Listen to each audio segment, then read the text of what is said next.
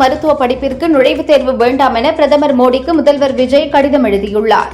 கால்நடை மருத்துவ படிப்புகளுக்கு பொது நுழைவுத் தேர்வு அல்லது நீட் என்ற அறிவிப்பு வருத்தம் அளிக்கிறது. +2 மதிப்பெண் அடிப்படையில் சேர்க்கை நடத்த வலியுறுத்தியுள்ளார். தமிழக சட்டசபையில் பட்ஜெட் கூட்டத்தொடர் கடந்த 4ஆம் தேதி கூடிய நிலையில் முதல் நாள் பொது பட்ஜெட் மற்றும் 2ஆம் நாள் வேளாண் பட்ஜெட் தாக்கல் செய்யப்பட்டது. அதனைத் தொடர்ந்து 3வது நாளான இன்று பட்ஜெட் மீதான விவாதம் நடந்தது. காவிரி பிரச்சனையில் பேச்சுவார்த்தை நடத்தலாம் என கோரிக்கை வைத்தது நான்தான். ஒருவேளை இந்த பிரச்சனையில் தீர்வு கிடைக்காதா என்ற எண்ணத்தில் அந்த முயற்சி எடுக்கப்பட்டதாக முதல்வர் விஜய் பேசினார். இந்த விஷயத்தில் ஏதேனும் அவமானம் நடந்தால் மக்களுக்காக அதையும் தாங்கிக் கொள்ள தயாராக இருக்கிறேன் என கூறினார். மேகதாது அணை விவகாரத்தில் தாவேக அரசு அமைந்த பிறகு இதுவரை இல்லாத வேகத்தில் கர்நாடக அரசு செயல்பட்டு வருகிறது. கர்நாடகத்தில் உள்ள அனைத்து கட்சிகளும் ஒன்றிணைந்து நிற்கின்றன. ஆனால் இங்கே அனைத்து கட்சி கூட்டத்தை கூட்ட தமிழக அரசு மறுக்கிறது என சட்டசபையில் உதயநிதி பேசினார். காவிரி நமக்கு உயிராதாரம். தமிழக உரிமையை நமது அரசு எப்போதும் விட்டு தராது.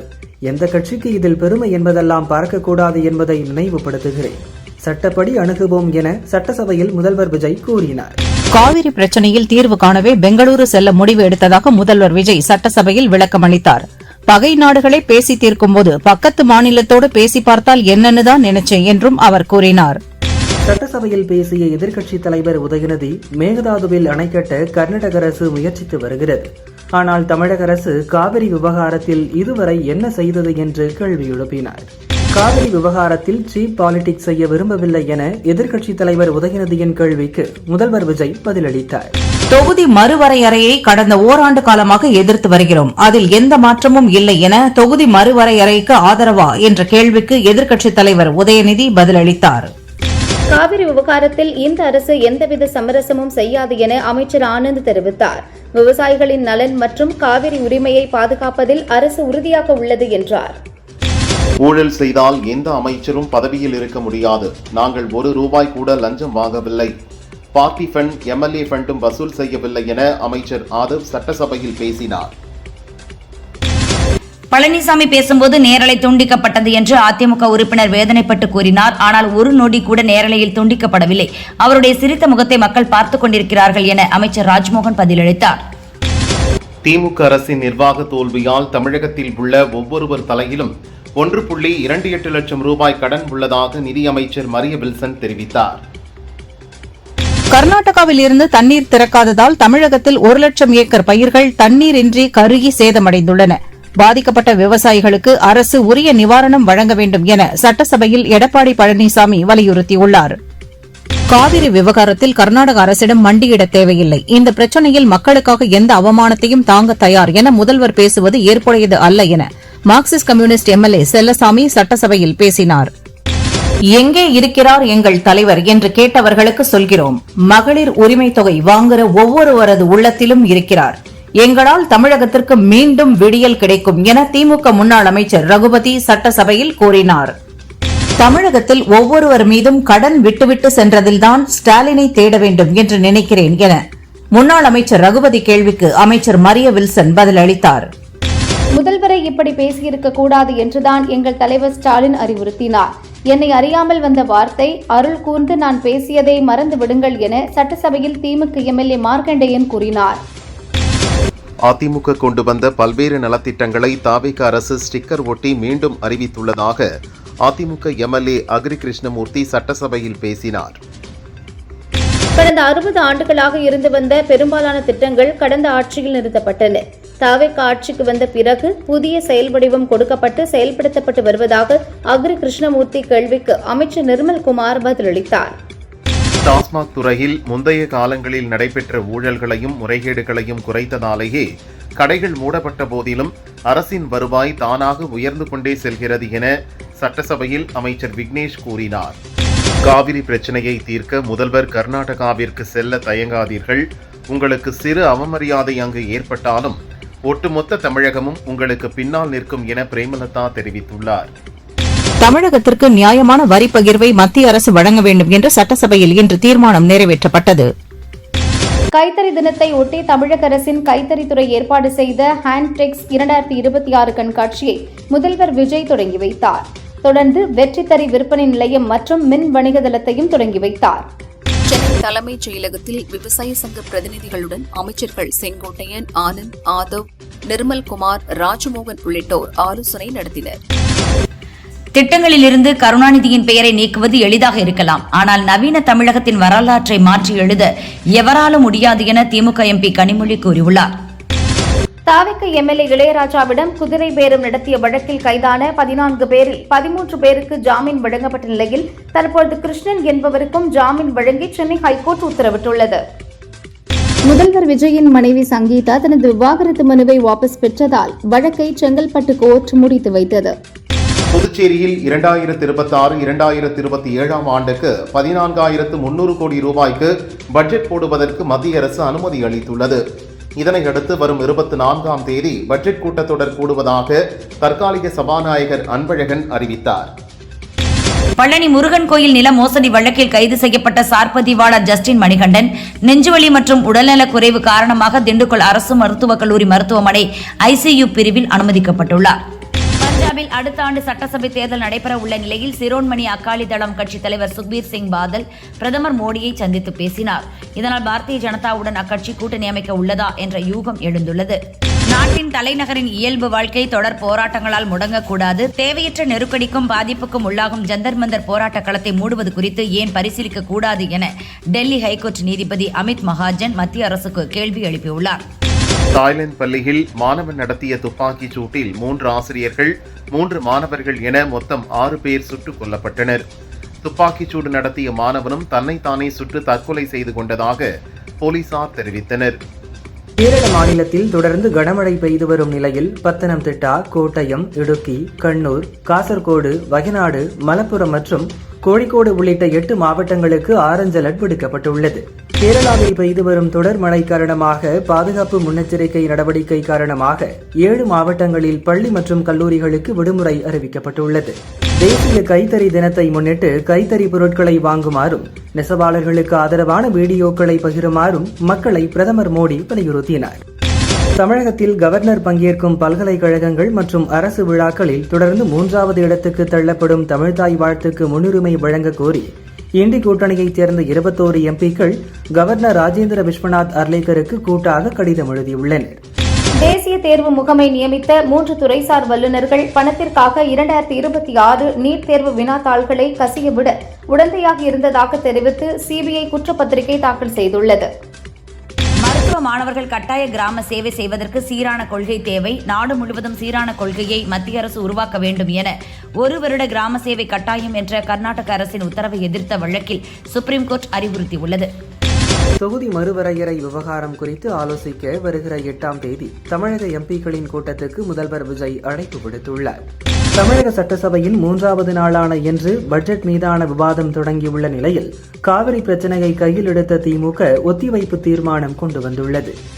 தாவேகாவின் செய்தி தொடர்பாளராக உள்ள ஃபெலிக்ஸ் ஜெரால்ட் தமிழ்நாடு சிறுபான்மையினர் ஆணையத்தின் தலைவராக நியமனம் செய்யப்பட்டுள்ளார். முன்னாள் முதல்வர் கருணாநிதியின் 8வது நினைவு நாளை முன்னிட்டு திமுக தலைவர் ஸ்டாலின் தலைமையில் திமுகவினர் அமைதி பேரணி சென்றனர். கருணாநிதி நினைவிடத்தில் மலர் வளையம் வைத்து அஞ்சலி செலுத்தினர். தாவேக பெண் நிர்வாகிகளை இழிவுபடுத்தும் வகையில் பேசியதாக தஞ்சாவூர் திமுக கவுன்சிலர் நீலகண்டன் உள்பட 2 பேரை போலீசார் கைது செய்தனர். காவிரி விவகாரத்தில் துளியும் அரசியல் செய்யும் எண்ணம் இல்லை. மேகதாது அணை குறித்து நிறைவேற்றப்பட்ட தீர்மானத்தை கடிதமாக பிரதமருக்கு அனுப்பியுள்ளதாக முதல்வர் விஜய் சட்டசபையில் தெரிவித்தார். காவிரி விவகாரத்தில் நமது உரிமைகளை அரசு விட்டு தராது என்றார். கர்நாடகாவில் கூட்டியது போல் தமிழகத்திலும் அனைத்துக் கட்சி கூட்டத்தை கூட்ட வேண்டும் என சட்டசபையில் எடப்பாடி பழனிசாமி அறிவுறுத்தினார். போதிய நீர் இருந்தும் தமிழகத்திற்கு கர்நாடகா நீர் திறக்கவில்லை என்றார்.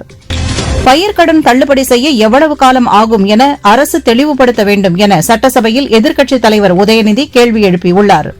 அனைத்துக் கட்சி கூட்டத்தை கூட்ட முதல்வர் விஜய்க்கு என்ன பயம்? 3 ஆண்டுகளாக அவர் யாரையும் பார்த்து பயப்பட்டதில்லை என எதிர்க்கட்சித் தலைவர் உதயநிதி கேள்விக்கு அமைச்சர் நிர்மல்குமார் பதிலளித்தார்.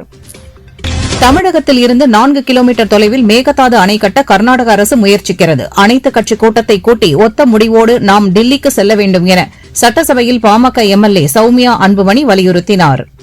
அனைத்துக் கட்சி கூட்டம் நடத்த வேண்டும். முதல்வர் விஜய் டெல்டா விவசாய பிரதிநிதிகளை சந்தித்து பேச வேண்டும். 1,00,000 ஏக்கர் சாகுபடி பாதிப்பை சந்தித்து வறட்சி ஏற்பட்டுள்ளதாக சட்டசபையில் மேகதாது விவகாரம் குறித்து எடப்பாடி பழனிசாமி வலியுறுத்தினார். செப்டம்பர் மாதம் இறுதி வரை பார்த்துவிட்டுதான் விவசாயிகளுக்கான வறட்சி நிவாரணம் குறித்து அரசு முடிவெடுக்கும் என இபிஎஸ் கேள்விக்கு அமைச்சர் செங்கோட்டையன் பதிலளித்தார். பாசனத்திற்கு திறக்க வேண்டிய அளவுக்கு மேட்டூர் அணையில் நீர் இல்லாததால் ஜூன் 12இல் நீர் திறக்க இயலவில்லை. அணையில் 41 டிஎம்சி நீர் பற்றாக்குறை ஏற்பட்டுள்ளது. சூழ்நிலைக்கு ஏற்ப அணை திறக்கப்படும் என அமைச்சர் ஆனந்த் கூறினார். ரீல்ஸ் மோகம் மற்றும் போதைப்பொருள் புழக்கத்தால் தமிழகத்தில் வன்முறை கலாச்சாரம் பெருகியுள்ளதாக பாரதிய ஜனதா மாநில தலைவர் நயினார் நாகேந்திரன் கூறியுள்ளார். காங்கிரஸ் எம்பி பிரவீன் சக்கரவர்த்தி தமிழக அரசின் பொருளாதார ஆலோசனை குழுவில் இருக்கிறாரா என திமுக எம்எல்ஏ ரகுபதி கேள்வி எழுப்பினார். பிரவீன் சக்கரவர்த்தி தமிழக அரசில் எந்த பொறுப்பிலும் இல்லை என நிதித்துறை அமைச்சர் மரிய வில்சன் சொன்னார். நாட்டின் பொருளாதார வளர்ச்சியில் தமிழகம் முக்கிய பங்காற்றி வருகிறது. உற்பத்தி திறன், ஏற்றுமதி, கல்வி, சுகாதாரம், சமூக நலன் ஆகிய துறைகளில் தொடர்ந்து முதலீடு செய்து நாட்டின் ஒட்டுமொத்த வளர்ச்சிக்கும் பெரிய பங்களிக்கிறது என அமைச்சர் மரிய வில்சன் தெரிவித்துள்ளார். 832 கோடி ரூபாயில் அண்ணன் சீர்திட்டத்தை எப்படி நிறைவேற்ற முடியும் என முன்னாள் அமைச்சர் ரகுபதி கேள்வி எழுப்பினார். இந்த திட்டத்தை செயல்படுத்த 2000 கோடி ரூபாய் வேண்டும் என கூறினார். ஒரு அரசு வைக்கிற திட்டத்தின் பெயரை இன்னொரு அரசு மாற்றுவது என்பது அவ்வப்போது நிகழக்கூடிய ஒன்றுதான் என விசிக தலைவர் திருமாவளவன் தெரிவித்தார். சைவ வைணவ சமயங்கள் மற்றும் பெண்கள் குறித்து சர்ச்சைக்குரிய வகையில் பேசிய வழக்கில் முன்னாள் அமைச்சர் பொன்முடிக்கு எதிராக சென்னை ஜார்ஜ் டவுன் நீதிமன்றம் பிறப்பித்திருந்த பிடி வாரண்ட் அவர் நீதிமன்றத்தில் நேரில் ஆஜரானதை அடுத்து வாபஸ் பெறப்பட்டது. கதர் உடையை தமிழக கலாச்சார உடையாக அணிய வேண்டும் என பிரேமலதா கேட்டுக் கொண்டார். தேமுதிக தலைவர் விஜயகாந்த் பெரும்பாலும் கதர் ஆடையே அணிவார் என்றார். படகு பழுதால் கரை ஒதுங்கிய ராமேஸ்வரம் மீனவர்கள் கைதை கண்டித்து நாளை ஒருநாள் வேலை நிறுத்தத்தில் ஈடுபட போவதாக மீனவர்கள் தெரிவித்துள்ளனர். நீதிமன்ற காவல் விதிக்கப்பட்ட மீனவர்களை விடுவிக்க வலியுறுத்தியுள்ளனர். தமிழகத்தில் இப்போதும் அம்மா ஆட்சிதான் நடக்கிறது. முன்னாள் முதல்வர் ஜெயலலிதா உருவாக்கிய கொள்கைகள், மக்கள் நல திட்டங்கள் மற்றும் நிர்வாக கோட்பாடுகளின் அடிப்படையில்தான் தற்போதைய ஆட்சி செயல்பட்டு வருகிறது என சட்டசபையில் அமைச்சர் ஆதவ் அர்ஜுனா பேசினார். முந்தைய ஆட்சி காலங்களிலும் அரசு திட்டங்களின் பெயர்கள் மாற்றப்பட்டது என அமைச்சர் செங்கோட்டையன் தெரிவித்துள்ளார். தாவேக் அரசு மக்களின் அரசு என்றார். டாஸ்மாக் மதுபான கடைகளில் கூடுதல் தொகை வசூலித்ததால் நுகர்வோர் புகார் அளிக்கலாம் என சென்னை ஹைகோர்ட் உத்தரவிட்டுள்ளது. நுகர்வோர் அளிக்கும் புகார் மீது உடனடியாக வழக்கு பதிவு செய்ய போலீசாருக்கு ஹைகோர்ட் உத்தரவிட்டுள்ளது. முதல்வர் குறித்தும் அவை குறித்தும் பேசியதற்கு சட்டசபை உறுப்பினர் மீது சபாநாயகர் நடவடிக்கை எடுக்க வேண்டும் என நிர்மல்குமார் தெரிவித்துள்ளார். விளாத்திக்குளம் திமுக எம்எல்ஏ மார்க்கண்டேயன் பேசியதை குறிப்பிட்டு கூறினார். புதிய திட்டங்களை பட்ஜெட்டில் தேடி பார்க்கிறேன். இருப்பது போன்று உள்ளது, ஆனால் கண்ணுக்கு புலப்படவில்லை. திமுகவின் திட்டங்கள் அனைத்தையுமே தாவேக ஏற்றுக்கொண்டுள்ளது என திமுக எம்எல்ஏ மார்க்கண்டேயன் தெரிவித்தார். முதல்வர் விஜய் ஊழலை ஒழித்துள்ளார். முதல்வரின் அதிரடி நடவடிக்கையால் ஊழல்வாதிகள் அச்சமடைந்துள்ளதாக தாவேக எம்எல்ஏ சத்யபாமா தெரிவித்தார். தேனி வருஷநாடு மேகமலை மற்றும் சுற்றுவட்டார பகுதி மலை கிராமங்களில் வசிக்கும் மக்களை வெளியேற்றும் சுப்ரீம் கோர்ட் உத்தரவிற்கு எதிராக அரசு உடனடியாக மறுசீராய்வு மனு தாக்கல் செய்ய வேண்டும் என மார்க்சிஸ்ட் கம்யூனிஸ்ட் கட்சி மாநில செயலாளர் சண்முகம் வலியுறுத்தியுள்ளார். வருமான வரித்துறை வழக்கில் திமுக முன்னாள் அமைச்சர் KN நேரு பதிலளிக்க சென்னை ஹைகோர்ட் உத்தரவிட்டுள்ளது. மேகமலையிலிருந்து பொதுமக்களை வெளியேற்றுவதை கண்டித்து தேனி கலெக்டர் அலுவலகம் வருஷநாடு வட்டார மலைவாழ் மக்கள் 1000த்திற்கும் மேற்பட்டோர் ஆர்ப்பாட்டத்தில் ஈடுபட்டனர். உள்துறை அமைச்சர் அமித்ஷா வருகையை முன்னிட்டு புதுச்சேரியில் நாளை மற்றும் நாளை மறுநாள் ட்ரோன்கள் பறக்க தடை விதித்து கலெக்டர் குலோத்துங்கன் உத்தரவிட்டுள்ளார். எரிபொருள் விலை உயர்வு காரணமாக நிறுத்தி வைக்கப்பட்டிருந்த சர்வதேச விமான சேவைகளை செப்டம்பர் 1ஆம் தேதி முதல் ஏர் இந்தியா நிறுவனம் மீண்டும் துவங்க உள்ளது. சென்னை சென்ட்ரல் ரயில் நிலையத்தை உலக தரத்திற்கு உயர்த்த சாத்தியக்கூறு ஆய்வு அறிக்கை தயார் செய்ய டெண்டர் அறிவிக்கப்பட்டுள்ளது. விரிவான பொறியியல் பணிகள், திட்ட அறிக்கை தயாரிப்பது உள்ளிட்ட அவசியமான ஆவணங்களை வழங்க ஆலோசனை கோரப்பட்டுள்ளன. சென்னையில் ஆபரண தங்கத்தின் விலை தொடர்ந்து உயர்ந்து வருகிறது. இன்று சவரனுக்கு 1350 ரூபாய் உயர்ந்து 1 கிராம் 13,900 ரூபாய்க்கும், 1 சவரன் 1,11,200 ரூபாய்க்கும் விற்பனை செய்யப்படுகிறது. வெள்ளி விலை மாற்றமின்றி 1 கிராம் 250 ரூபாய்க்கு விற்கப்படுகிறது. விருதுநகர் மாவட்டத்தில் அரசு அதிகாரிகள் ஆய்வு என்ற பெயரில் பட்டாசு ஆலைகளுக்கு தொடர்ச்சியாக சீல் வைப்பதால் வாழ்வாதாரம் பாதிக்கப்படுவதாக கூறி வெம்பக்கோட்டையில் 2000த்திற்கும் மேற்பட்ட பட்டாசு தொழிலாளர்கள் கவன ஈர்ப்பு ஆர்ப்பாட்டத்தில் ஈடுபட்டனர். மேட்டூர் அணைக்கு நீர்வரத்து வினாடிக்கு 18,875 கனஅடியில் இருந்து 13,674 கனஅடியாக குறைந்துள்ளது. குடிநீர் தேவைக்காக வினாடிக்கு 1,500 கனஅடி நீர் வெளியேற்றப்படுகிறது. அணையின் நீர்மட்டம் 77.57 அடியாகவும் நீர் இருப்பு 39.57 டிஎம்சியாகவும் உள்ளது. கொடைக்கானல் டம்டம்பாறை எனும் பகுதியில் உள்ள எலிவால் அருவி மழையின்றி வறண்டுள்ளது. இதனால் டூரிஸ்டுகள் அருவியில் நீர் விழும் அழகை காண முடியாமல் ஏமாற்றத்துடன் திரும்பி செல்கின்றனர்.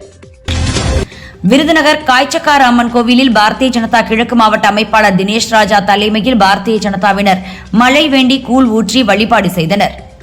பழனி கோயில் நில மோசடி வழக்கில் கைதான முருகதாஸ், அன்வர்தீன், சேதுபதி ஆகியோரின் ஜாமீன் மனுவை திண்டுக்கல் மேஜிஸ்ட்ரேட் தள்ளுபடி செய்தது. சூரிய குடும்பங்களுக்கு வெளியே LHS 1140b என்ற புதிய கோளை நாசா விஞ்ஞானிகள் கண்டுபிடித்துள்ளனர். இது பூமியின் எடையை விட 5 மடங்கு அதிகம். அந்த கோளில் நீர் இருப்பதற்கு ஏற்ற சரியான வெப்பநிலை உள்ளது. செங்கல்பட்டு மாவட்டம் காட்டுப்பாக்கத்தில் உள்ள தமிழ்நாடு கால்நடை மற்றும் விலங்கு அறிவியல் ஆராய்ச்சி மைய வளாகத்திலிருந்து பல கோடி ரூபாய் மதிப்பிலான 500க்கும் மேற்பட்ட சந்தனம் மற்றும் தேக்கு மரங்கள் வெட்டி கடத்தப்பட்ட சம்பவம் பெரும் அதிர்ச்சியை ஏற்படுத்தியுள்ளது. மன்னார்குடி ராஜகோபால சுவாமி கோவில் செங்கமல தாயார் ஆடிப்பூரம் திருவிழா இன்று காலை கொடியேற்றத்துடன் துவங்கியது. திரளான பக்தர்கள் கலந்து கொண்டனர். காஞ்சிபுரம் ஏகாம்பரநாதர் கோவில் ராஜகோபுரத்தில் உள்ள 12 அடி முருகன் சிலைக்கு ஆடி கிருத்திகையை முன்னிட்டு 25 கிலோ சந்தனத்தில் சந்தன காப்பு அலங்காரம் செய்யப்பட்டது. திரளான பக்தர்கள் கலந்து கொண்டு சாமி தரிசனம் செய்தனர். விருதுநகர் மாவட்டம் சாத்தூர் இருக்கன்குடி மாரியம்மன் கோயில் ஆடி பெருந்திருவிழா கொடியேற்றத்துடன் கோலாகலமாக தொடங்கியது. அமெரிக்காவில் நடைபெற்ற செயின்ட் லூயிஸ் ராபிட் மற்றும் பிளிட்ஸ் செஸ் போட்டியில் தமிழகத்தைச் சேர்ந்த கிராண்ட் மாஸ்டர் பிரக்ஞானந்தா சாம்பியன் பட்டம் வென்று அசத்தினார். ஆண்ட்ரூ லூயிஸ் இயக்கத்தில் சசிகுமார் நடிப்பில் OTTயில் வெளியாகியுள்ள வெப் சீரிஸ் வதந்தி 2 இதில் முடக்கத்தான் மணி என்ற கதாபாத்திரம் தவறாக சித்தரிக்கப்பட்டுள்ளதாக கூறி வெப் சீரிஸுக்கு தடை விதிக்க வேண்டும் என மதுரை கலெக்டரிடம் மாடுபிடி வீரர் முடக்கத்தான் மணி மனு அளித்தார். இந்நிலையில் மணியை சந்தித்த சசிகுமார் கூறியதாவது: மணியை தவறாக சித்தரிக்கவில்லை, நான் மதுரைக்காரன், ஜல்லிக்கட்டு பற்றி தெரியும், ஒருபோதும் ஜல்லிக்கட்டையோ மாடுபிடி வீரர்களையோ தவறாக சித்தரிக்க நான் அனுமதிக்க மாட்டேன் என்றார். கவின், நயன்தாரா உள்ளிட்டோர் நடிப்பில் உருவாகியுள்ள ஹாய் திரைப்படம் வரும் 14ஆம் தேதி வெளியாகும் என அறிவிக்கப்பட்டிருந்த நிலையில் ஆகஸ்ட் 28ஆம் தேதிக்கு ஒத்திவைக்கப்பட்டுள்ளது. மாதவன் நடிப்பில் விஞ்ஞானி GD நாயுடுவின் வாழ்க்கையை தழுவி உருவாகியுள்ள GTN படம் வெளியாகியுள்ளது.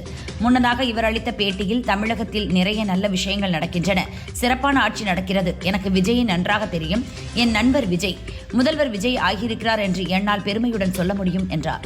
நிதேஷ் திவாரி இயக்கத்தில் ரன்பீர் கபூர், சாய் பல்லவி, யஷ் நடிப்பில் உருவாகியுள்ள படம் ராமாயணா நவம்பர் 6இல் உலக அளவில் வெளியாகிறது. கடந்த வாரம் இதன் ட்ரெய்லர் வெளியானது. உலக அளவில் இந்த ட்ரெய்லர் அனைத்து வலைத்தளங்களிலும் சேர்த்து 1 பில்லியன் அதாவது 100 கோடி பார்வைகளை கடந்து சாதனை படைத்துள்ளது. இப்படம் உலக அளவில் 50,000க்கும் அதிகமான தியேட்டர்களில் வெளியாக இருக்கிறது. தெலுங்கில் இளம் நடிகர்கள் நடிப்பில் உருவாகியுள்ள படம் உசாரு பிட்டலு பிக்சு கோயகரா இயக்கியுள்ளார். ஆகஸ்ட் 15இல் ரிலீஸ் ஆகிறது. இப்பட நிகழ்ச்சியில் பங்கேற்ற இதில் நடித்த புட்டா பானு என்ற நடிகர் பேசிக் கொண்டிருந்த போது திடீரென தன்னைத்தானே கன்னத்தில் பலமுறை அறைந்து கொண்டார். பின்னர் கண்ணீர் மல்க பேசிய அவர், 8 ஆண்டுகளாக சினிமாவில் நுழைய பல அவமானங்கள், கஷ்டங்களை சந்தித்தேன். இன்றைக்கு பெரிய திரையில் என்னை பார்க்கும்போது நம்ப முடியவில்லை, கனவா நிஜமா என்பதற்காக அறைந்தேன் என்றார். ஆண்பாவம் பொல்லாதது படத்திற்கு பின் ரியோராஜ் நடிப்பில் அடுத்து உருவாகியுள்ள படம் ராம் இன் லீலா. ராமச்சந்திரன் கண்ணன் இயக்க வர்த்திகா ஜெயின் நாயகியாக நடித்துள்ளார். இதன் படப்பிடிப்பு முடிந்து மற்ற பணிகள் நடந்து வந்த சூழலில் ரியோ வெளியிட்ட பதிவில், கொண்டாட்டத்திற்கு தயாராகுங்கள், ராம் இன் லீலா ஆகஸ்ட் 21இல் தியேட்டரில் ரிலீஸ் ஆகிறது என தெரிவித்துள்ளார்.